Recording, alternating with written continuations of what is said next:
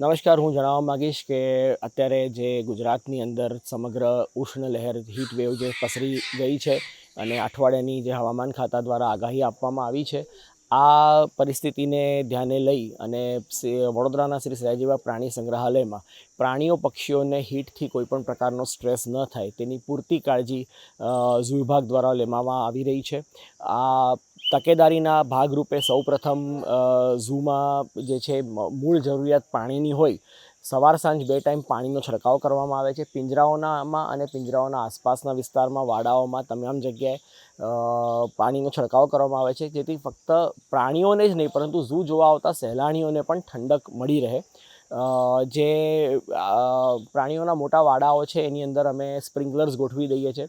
એવેરી system, એવેરી જે છે walking એવેરીની અંદર અમારે ઓલરેડી ફોગર મિસ્ટર સિસ્ટમ છે ચાલુ હોય છે। સવારે એને ચાલુ કરી દેવાનું છે, સાંજ સુધી એ ટાઈમર સાથેની ફોગર સિસ્ટમ ચાલુ હોય છે અને ફોગર સિસ્ટમથી પક્ષીઓને ઠંડક મળી રહે છે।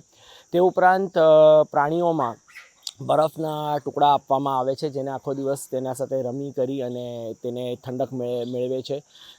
વાંદરાઓમાં અમે બરફની અંદર ફ્રૂટ્સ ફ્રોઝન કરીને પણ આપવાનું અમારું પ્લાન એ ચાલતું હોય છે, કે જેને કરીને એને બરફ રમી અને એનામાંથી ફ્રૂટ્સ કાઢી અને એ ઠંડા એ ખોરાક એને મળતો હોય છે।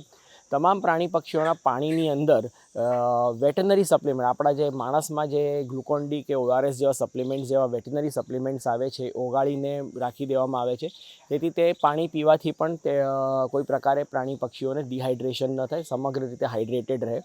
વાઘ જેવા પ્રાણીઓને એના પિંજરાઓમાં હોજ ભરેલા હોય છે, વાઘ છે, હિપ્પો છે, અને તેઓને પાઇપ વડેથી નવડાવવા પણ દેવામાં આવે છે। સમયાંતરે તેમના પર પાણીનો છંટકાવ કરી તેમને ઠંડા રાખવાનો પૂરતો કામગીરી ચલાવવામાં આવે છે।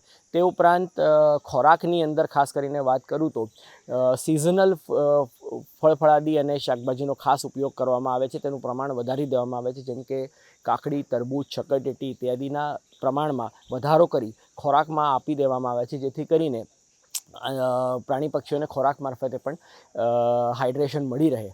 આવા સમગ્ર તકેદારીના પગલાંના ભાગરૂપે તથા પિંજરાઓની ઉપર સૂકા ત્રાલસા મૂકવામાં આવે છે અને તેવા ત્રાલસાઓને પણ સમયાંતરે પલાળી દેવામાં આવે છે, જેથી કરીને પિંજરાઓની અંદર ઠંડક બની રહે છે।